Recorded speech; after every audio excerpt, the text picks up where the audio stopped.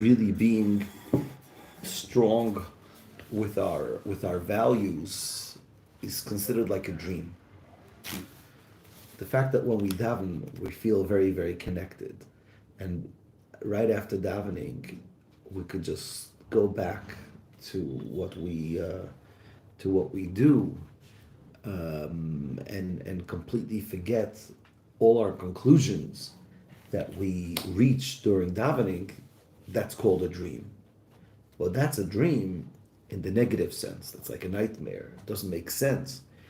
It's like a person, like the Ram explains, that a dream is lack of intelligence, but the imagination still continues working. So when I'm awake, my imagination works. So my intelligence comes and tells me that these two things, these two images in my head, contradict each other. They don't make sense. If you're walking down the street in New York, you don't see your grocery in Yerushalayim. It doesn't work geographically. Geographically, they're in two different places. But when your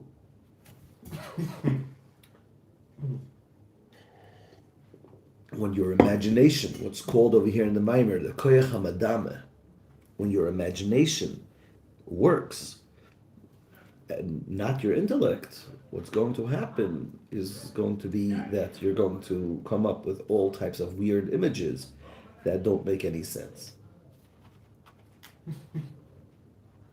Right? That's what we spoke about yesterday. And that's why Golus is called a dream. Why is Golus called a dream? Because we live contradictions over here. We're very confused. And ultimately what we try to do in Golus is we're trying to daven, we're trying to meditate, we're trying to learn Chassidus in order to get clarity in our values. And when you have a lot of clarity, so you understand that even during the day, you don't forget about your conclusions, your spiritual conclusions that you reach during davening. So far, so good. That's what we discussed yesterday. Now comes the Alter Rebbe, and the Alter Rebbe is going to tell us, Hine, behold, we're on page 56 in the book. And the booklet, we're page 15. Hine, gam achrei advarim va'emes ha'elem. And behold, even after these things, and this truth that I just shared, lo yipoil leiva odam olav loymar, a person's heart should not fall, meaning to say, don't become disenchanted. How would you say that in English? Like, it become broken. Shouldn't become, in Hebrew the word is, your heart shouldn't fall. You shouldn't become heartbroken. Loymar, to say, ki soiros shevet tefillah v'izbanuso in the Mayanot shav.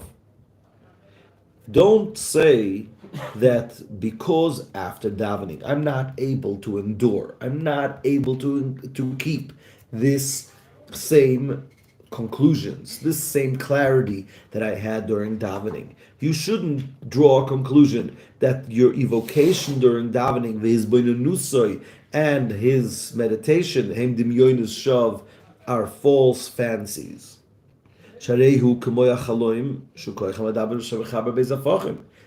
Why would someone think that it's a false fancy?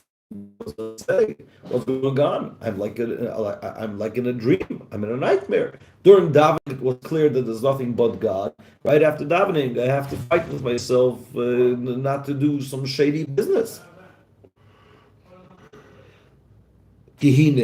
Why would a person come to that conclusion, or why would the person become completely disillusioned and disenchanted and give up on and despair on his connection to God? Behold, since sheroya benafshe, that he sees in his soul, acharat tefillah. The line that starts with the word ki, the fourth line from the second. Very good. Again, ki, for hine, behold, me'achar, since that he sees in his soul right after davening that the love for God completely goes away, and it becomes, how would you translate mishapech? What is hafuch? Hafuch is like man, no? Hafuch is opposite. A woman? No. Why a woman? Oh, opposite. Oh, that's like I said man, and you said opposite. I said no. I'm sorry. I wasn't clear. Yeah. Umishapech, and becomes the opposite. Instead of loving God like we did during davening, what happens right after davening? We become completely change of heart. Umishapech, and it turns over le'ohev his gufay dafka, to love his body. Harei move on is understood shegam bitfilo, that even in prayer loy bitel ahavas gufay mikol v'kol. What does that show? Tells a Jew to himself, if right after davening I could run to have the breakfast, what does that show? That during davening I didn't really love God. Why would you think that? It's only thinking about the breakfast. What's about breakfast? You're thinking about the breakfast and not the davening. Right. But the fact that right after davening I run to breakfast, what does that say about my davening? That my davening wasn't real. Why not? Because what does real mean? Real means enduring. If right afterwards it changes, there's a pasuk like that. The Alter Rebbe brings it in chapter 13 in Tanya. It says, Sfat emet ikon la'ad.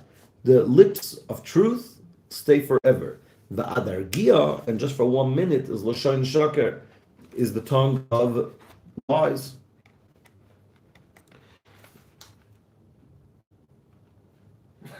So kihine me'ach shloi b'nafshe achat fil shechalefes v'veres ahav Hashem in mishapech, and the guy turns over le'av his gufay dafka, to love his body dafka. Hey, moving is understood shegam bitfilo, that even in prayer loy bitel ahavas gufay mikol v'kol, that he didn't completely annul the love for his body. Vayisoidu shebitfilo, and the evocation that he had during davening, as ahav Hashem levado, that he loved only God, eino amitis, was not real. Just like a dream, that in a dream you connect two opposites. What is this Jew going to beat himself up with? What is he going to say? I don't really love God. I'm just imagining. My davening is fantasies. And it's just an imagination, just a fancy that he loves God and still loves his body. Even though that they don't really work together. And that's why the conclusion of this Jew is going to be that he's only using his power of imagination that could imagine false fancies. Do we understand the problem? Says the Alter Rebbe, after telling you that you should better watch out and understand that Golos is like a dream, and it's a bad dream. Says the Alter Rebbe, I don't want you to use this in order to despair. Don't despair. Why shouldn't you despair? You understand the issue? Is this too simple? Because there's greater things to come. Oh, says the Alter Rebbe, not only greater things to come. What do you mean by greater things to come? Why shouldn't I become heartbroken? I don't understand. I'm trying to serve God. Right after davening, I walk out the street. I can't even watch. Can't even guard my eyes. I can't keep focused. And just in davening, I had such a spiritual time. It was so special, so amazing. What does that say about the whole spirituality? If I still have that struggle. So like both in Tanya, it means that you're bathing in that you're a servant of Hashem. But what does it say about my love that I felt during davening? You said you felt during davening? By the way, how? What? What you felt during davening or after? When I felt during davening. What you felt? Devotion. Right, but if I feel love during davening, what does that say about me? That if right after davening I'm running to Moshe's eggs. It's probably real emotion, but it's more like Rabbi Torsky explains that there's loving the chicken versus like this. Okay, so you're saying that's not real. The Alter Rebbe says the opposite. The Alter Rebbe says that we are in Golos, and that's why we are lacking that lucidity. We're lacking that intellect. But really, the source of the dream comes from a deeper place. Let's try to understand this idea, boss. I think it might, you might really love it. The Alter Rebbe says like this. Let's try to think what we would say without the Alter Rebbe. without the Rebbe, we would tell this Jew, okay, you have to really work hard. That during your davening, it should be so clear that is godliness, that it should have such a big effect that your whole day you should only care about God.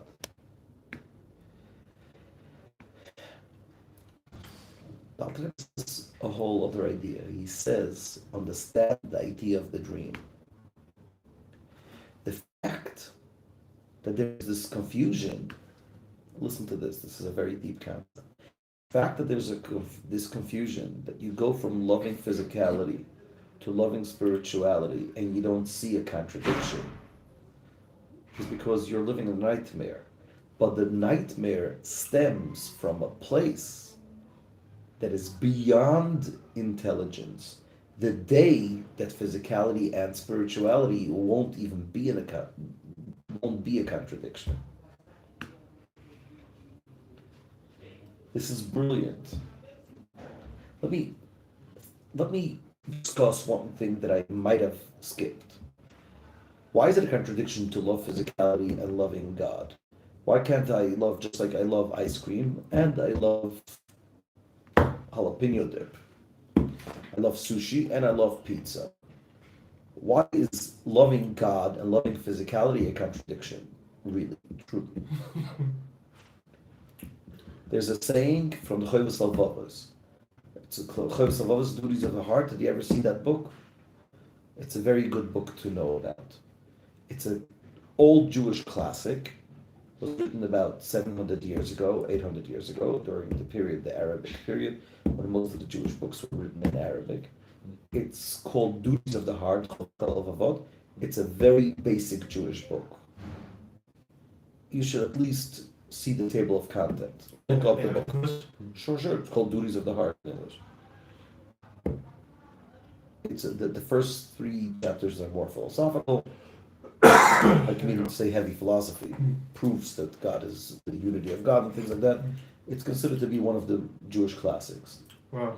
It says must have been written in like somewhere in Mizrach, like something like right. It was written in Arabic in the beginning. Yemen, maybe. Not Yemen. I don't remember where he lived. Yihya ibn Bakuda. That was your class. Not Yihya, Rabbeinu Bachya. Rabbeinu Bachya. We'll look it up. Look up Duties of the Heart. It's a book you should definitely know about. It's the most famous. It's a book with I think 10 gates. The most famous gate is Shar Bitachon. That even Chabad Gate of Trust. Gate of Trust. Gate of Trust is out of that book. Oh. So he has a saying in his book. He says like this: just like one vessel cannot contain fire and water, so too the heart of the believer cannot contain love for physicality and love for God. Again, just like a vessel cannot contain fire and water, so too the heart of the believer cannot contain the love of God and the love of physicality. It's a contradiction. Why is it a contradiction? What would you say, Boaz? Why is it a contradiction? Why could I love both money and chocolate, but I can't love God and physicality? Because God's not physical. Okay. So that doesn't explain it. And chocolate is not pizza, and sushi is not money. I love flying business class. So I could love flying business class and the sushi that they give in business class. To me, it seems to come from a disconnect, not understanding that Elohim is Hashem. So if Elohim is not Hashem and it's just you love material things, then great, fine. But if Elohim is Hashem, then the way that you should live within Elohim should be in an Hashem way. Right. So it should always be aligned. It's beautiful. But if it's Okay, not, so, then but it's what's just- the contradiction? It's true. You're going to the Kabbalistic mistake that person has, that he sees physicality disconnected from God, which basically this is what this mimer is saying. You see, Lev is already jumping to the conclusion of this mimer. But before the conclusion of this mimer, first, what's the contradiction? Why do we call a person that loves God and davening and then goes crazy about the food at breakfast? Why do we call that person a person in a nightmare?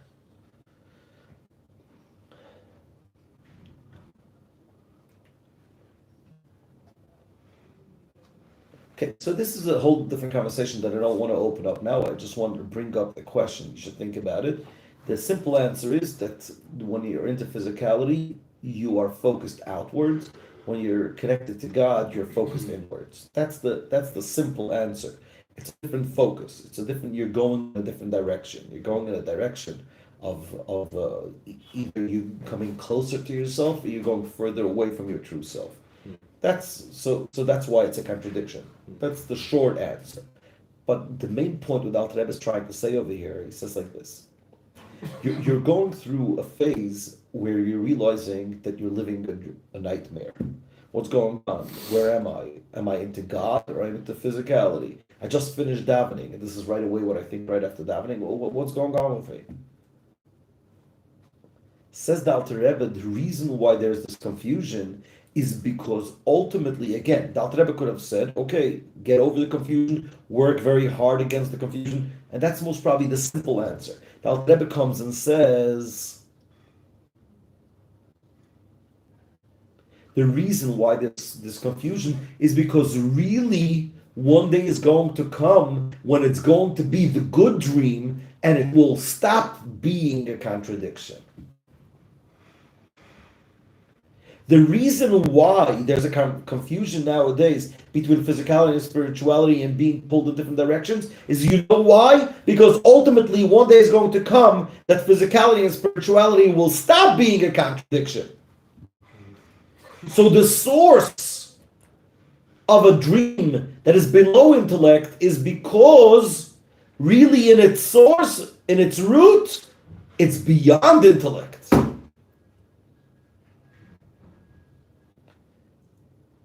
Get the idea?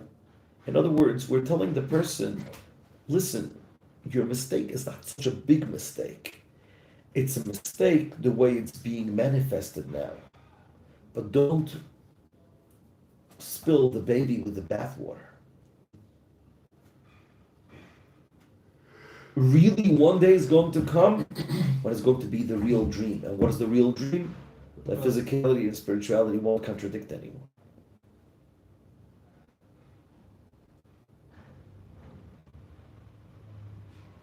I think it's a brilliant way of helping a person in a problem. Sometimes we have a problem, we look for the solution. Sometimes the advice should be, don't look at a solution to get out of the problem. Learn to understand the depth of the problem. The depth of the problem is usually something higher than any solution could get you to. What would be like a practical example of this?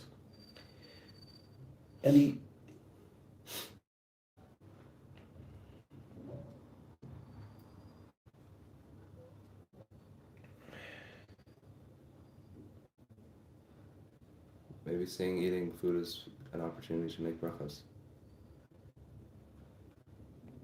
Right. But again, over here, we're talking about the contradiction. The problem is the contradiction, and the solution is the contradiction. What would be a good example for that? You have a person, let's say, that has issues with his parents, and so one way would be is like, okay, how do we repair that? How do we change that? How do I make sure that I have a perfect relationship with my father? I have a perfect relationship with my mother. I want to deal with it.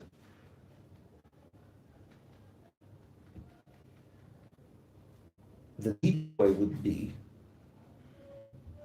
way would be is to find the good idea of not having a father or mother. The good idea of not having a father or mother is when you become so independent that you become your own father or mother. You make God your father and mother.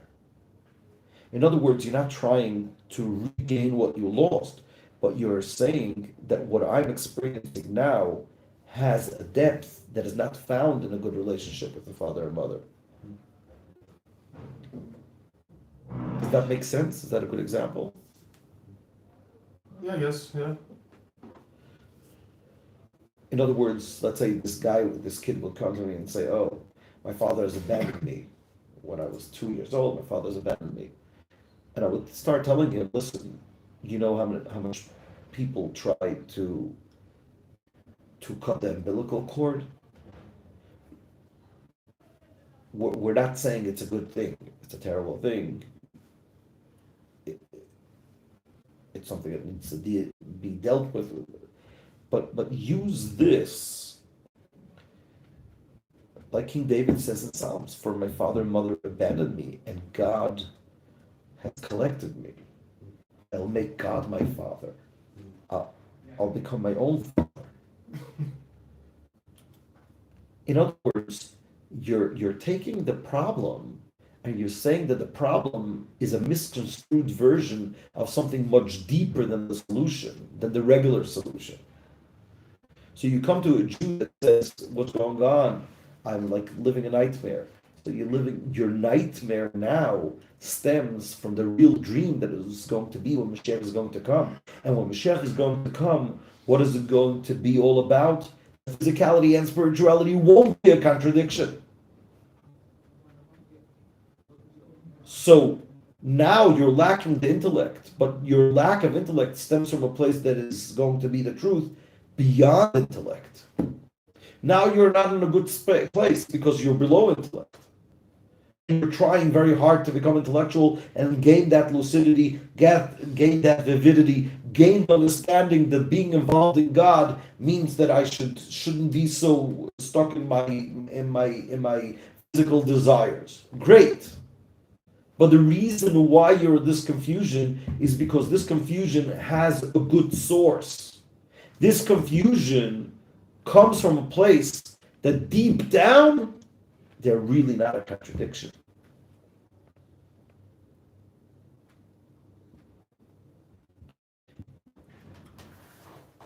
Does that make sense?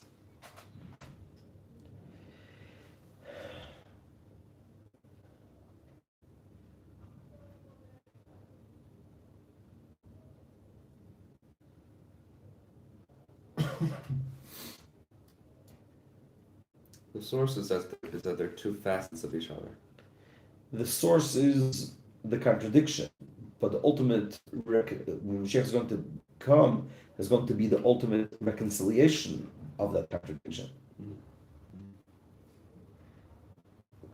So even though that now I live the contradiction, and I'm all confused about it, and I'm really trying to stop having this contradiction, but really, says the Alter Rebbe, be so heartbroken that you have that contradiction, because the day is very close when this contradiction won't be a contradiction anymore, it will be reconciled.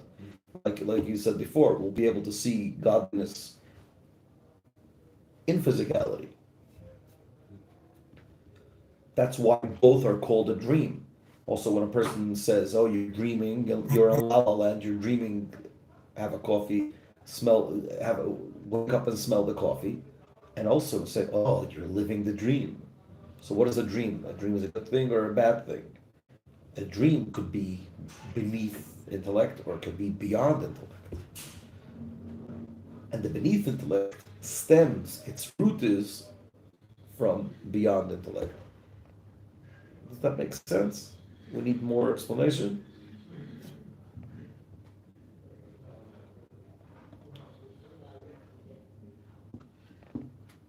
I think good. I'm trying to. Well, what do you think? The only part that I couldn't necessarily explain back is the beyond intellect. That's beyond intellect means when Mashiach is going to come, there's going to be a revelation that is beyond understanding, beyond imagination. Oh. That physicality and spirituality are going to be the same. There won't be any contradiction. Okay. And that's the source of the nightmare.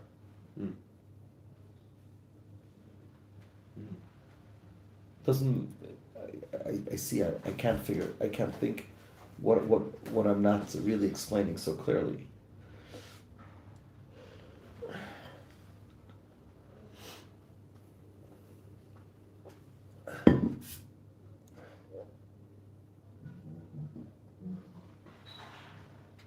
Okay, give me a day. I'll come up with a better explanation. I mean, so far makes sense, I think. A good example would be like for ADD. A lot of people suffer from ADD.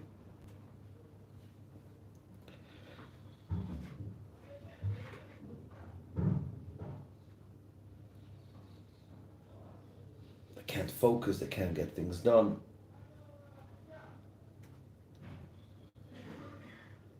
I once heard from someone that said that the reason that ADD is a part of evolution. In other words, the world is becoming more advanced, and therefore we're coming now to a place that, it's not a good example. Let me share what that person said. He said that the world is coming now to a place where people are not stuck in one thing. They have the ability to multitask. It's more than just multitasking. Yeah. I botched it up. Forget about it. Scrap it. Delete backspace. Basically, he was trying to say that nowadays people are so much more out of the box because of ADD. What do you mean? In other words, he was trying to say that is another level of evolution where people, instead of just being like very focused, they have the ability to come up with these crazy ideas because of the lack of focus. So obviously people are struggling with ADD, but how about giving a lot of hope for these people and say, so again, some people would say, let's try to heal the ADD.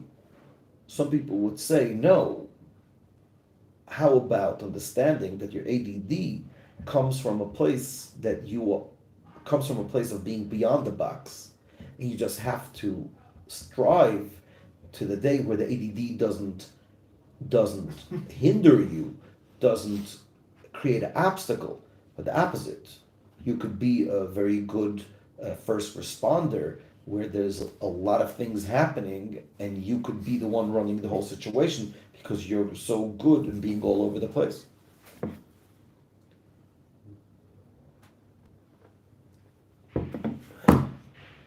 Have a beautiful, beautiful day, everyone.